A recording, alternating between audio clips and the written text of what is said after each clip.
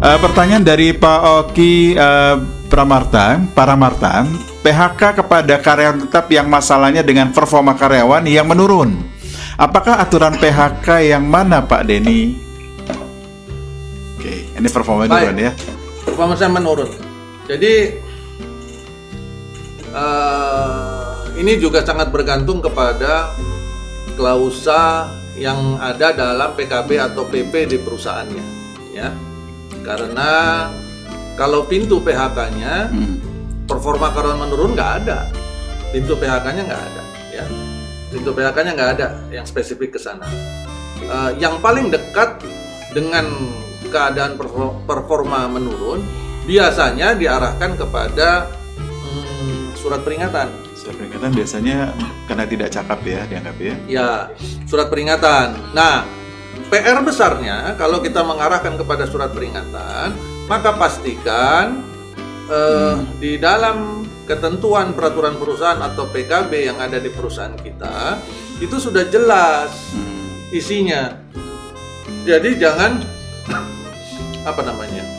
jangan rancu, jangan bersifat umum. Jadi performa menurun ini parameternya apa?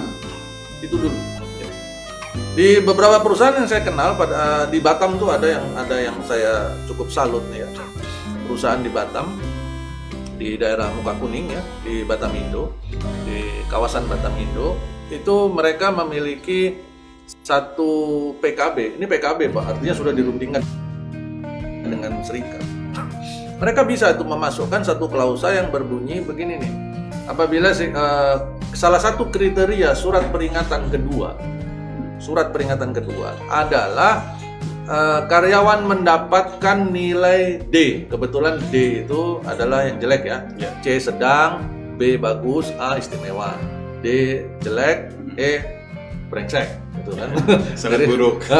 Sangat buruk. Ya kan? Jadi apabila karyawan mendapatkan nilai D dalam performance appraisal 2 kali berturut-turut, maka karyawan mendapatkan surat peringatan kedua. Dan klausa ini berhasil dimasukkan ke dalam PKB. Nah, ini adalah contoh bagus. Sebuah kolaborasi yang bagus antara manajemen dengan si serikat pekerja untuk kepentingan tercapainya tujuan bersama. Maka serikat pekerja pun artinya juga mendukung bahwa karyawan harus produktif. Ya, sehingga mereka menyetujui klausa itu muncul. Nah, ini ada satu contoh klausa yang bagus. Kenapa saya munculkan? Nah, ini berhubungan sama performa tadi dalam pertanyaan Pak Oki tadi. Jadi performa ini biasanya kan harus menggunakan alat ukur nih.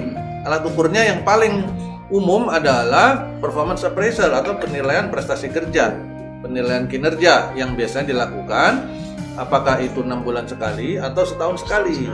Ya kan? Jadi ngukurnya ke sana. Jadi harus diarahkan ke sana. Tapi kalau yang menarik adalah Bapak Ibu semua dan Pak Oki, apabila di satu perusahaan belum memiliki alat ukur performance, alat ukur performa karyawan, yaitu penilaian kinerja, performance appraisal tadi, tapi perusahaan sudah berani menjalankan menganggap performa karyawan menurun, nah ini yang menarik. Karena berarti nggak ada parameternya, ya, alat ukurnya nggak ada, parameternya nggak ada, sehingga pada si karyawan sangat berhak untuk mengajukan keberatan. Kalau dikasih surat peringatan dengan klausa performa karyawan menurun, alat ukurnya apa bos, kan begitu, ya kan?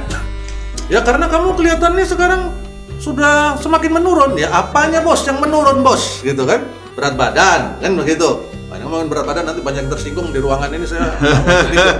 Nanti kalau saya dikeluarkan dari ruangan ini kan saya yang susah, ya kan? Nah jadi parameternya harus jelas. Maka kalau perusahaan belum memiliki parameter yang jelas, tadi contohnya performance management system dan pengukurannya, ini beresiko balik kepada perusahaan sendiri. Kalau perusahaan mau menerapkan ketentuan ini, maka pasti digugat balik sama karyawan.